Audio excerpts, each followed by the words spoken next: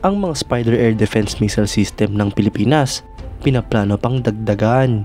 Ito nga po mga idol, ang pinaka-advanced na air defense missile system ng Philippine Air Force. Yan ang pag-uusapan natin, pero bago yan, kung bago ka lang sa aking channel, huwag mong kalimutang mag-like, subscribe at i-hit mo na rin ang notification bell button para lagi kang updated sa mga bagong videos natin.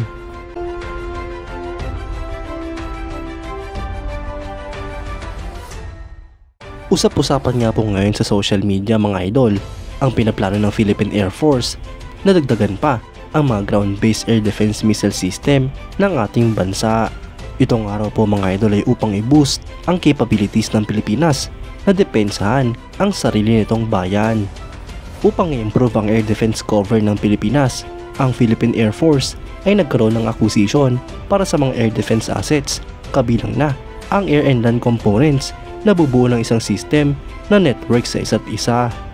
Kasama nga po dito ang Ground-Based Air Defense System Acquisition Project na isang introduction para sa land-based medium-range air defense missile system na poprotekta sa vital installations at gagawa ng secondary air defense cover sunod sa aircraft. Ang Philippine Air Force ay matagal nang tumitingin sa mga ganitong klaseng system, ilang dekada na ang nakalilipas. At noong 2012 lamang, nagkaroon ng serious consideration ang Philippine Air Force upang bumili ng ganitong klaseng system.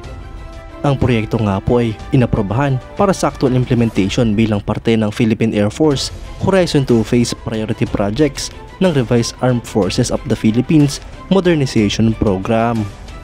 Ang end user nga po ng proyektong ito ay ang 968th Air and Missile Defense Group ng Philippine Air Force, kung saan tumanggap sila ng 3 batteries.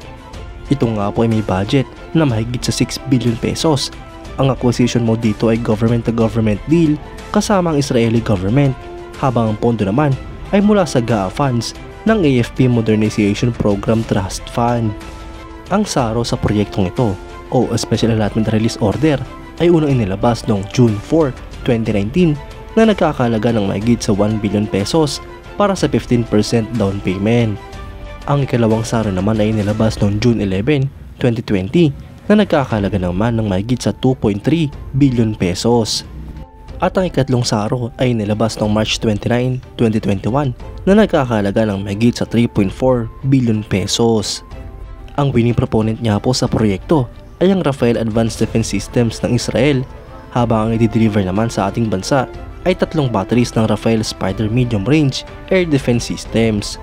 Kasama nga rin po sa mga i-deliver ang Associated Radar Systems, Command and Control Systems, Support Vehicles at Ammunitions na binubuo ng Fighten 5 at Derby ER missiles. Noon nga lang pong September 2022 nung unang i-deliver ang Spider Air Defense Missile System components para sa Philippine Air Force, kabilang ng Spider Medium Range Missile Firing Unit, Field Supply Vehicles at Missile Supply Vehicles.